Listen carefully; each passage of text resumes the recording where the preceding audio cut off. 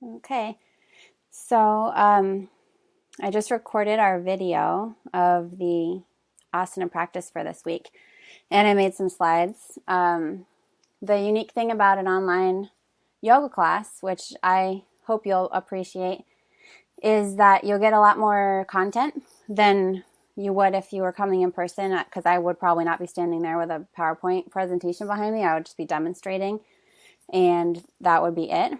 So I'm going to take, the opportunity to talk a little bit about the different things that you're learning, and hopefully you'll remember some more information than you might in a typical face-to-face asana class. So this week, what we learned is preparatory movements. So importantly, whether you're watching these slides before or after the video, I recommend you watch these slides first. I'll put a note there. So basically, remember when you're practicing, you practice this to warm up for your asana practice, so that we're getting our body ready. This preparatory movements are practiced from a standing position. The feet are hips width apart, and I say this in the video too. We're focusing on alignment and balance throughout. You want to pay attention to your breath, allow yourself to relax into each pose, and don't push yourself. I say that in the video also. People get a little bit competitive, especially when it comes to physical practices, and you want to try to avoid that, because yoga is not supposed to be competitive. It's supposed to be about tuning into yourself. And honestly, you'll make the most progress if you don't push yourself. You'll make the most progress if you focus on your body and on doing only as much as is beneficial to you. You'll be able to find a point where you feel like you're getting a good, satisfying stretch, but you're not pushing past comfort. Because if you start pushing, you're not going to want to keep doing yoga, and you may injure yourself, and it doesn't actually help your body relax or gain flexibility. It's one of those unique practices where the harder you push, the less progress you're going to make. So you want to be relaxed. You relax into a yoga pose, and then you'll find yourself making progress. Sometimes it requires just like mentally accepting that you're in an awkward pose, or that you're heading for an awkward pose. Like, when I learned how to do headstand, it wasn't so much that I was physically incapable. I realized it was just like wrapping my head around what I was trying to make my body do, and then being brave.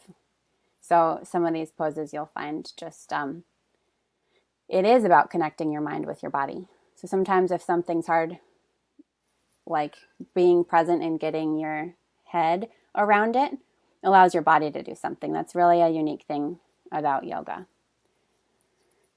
Okay, some things that you shouldn't do. Most of these are done standing up with your knees straight. Some advice from, I have a couple books that I've been referring to that, go into detail about all the poses. Don't bend your knees in the poses unless you're directed to, and I think preparatory movement number 2, where we twist, you do bend your knees. Otherwise, we're just standing. However, don't lock your knees, because that puts strain on the front of your knee. Don't make fast, jerky movements. We never do that in yoga. Some modern types of yoga are like, they involve some fast, like jumping between poses. I don't teach that style. I'm all about moving slowly between poses and staying present throughout, so that you don't pull anything or injure yourself, and so that we can remain focused and present and positive. So asanas should be steady and comfortable positions. That's very important. The benefits of the preparatory movements: we warm up, loosen joints, align ligaments, tendons, and muscles. Some things to note: don't do movements 4, 5, 6, or 9. Those are all of the torso movements, like circular torso movements.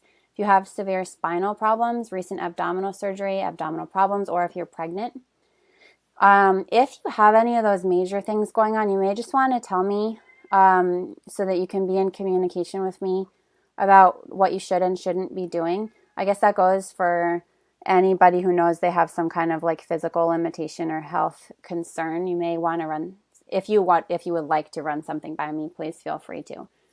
You don't have to, but just be in tune with your body and pay attention when I mention some of these contraindications. If you have any neck issues, don't do like the neck rolls that we show. If you have weak knees or issues with your knees, don't do number 10 where we balance on our toes and we squat down and up. Severe spinal problems, don't do the twisting poses. So number 2 and number 3, there's some spinal twisting. So then I show you some balancing poses. Benefits of balancing poses, they encourage physical balance and even mental balance, as far as focus goes. They help you increase your focus and bring you to the present moment. If you're not present, you'll lose your balance. So that's something unique about balancing poses. Your mind can be all over the place during the day, during your classes. You may be sitting someplace, but your mind may not be there. You're in a balancing pose, you better be there, or it's going to be very obvious because you're not going to be able to do it. So it's yoga has a lot of well thought out techniques for forcing your mind and your body to work together. So advice or contraindications for balancing poses. If you're just starting or you don't feel like you have very good balance, stay near a wall as you start and as you begin to build confidence.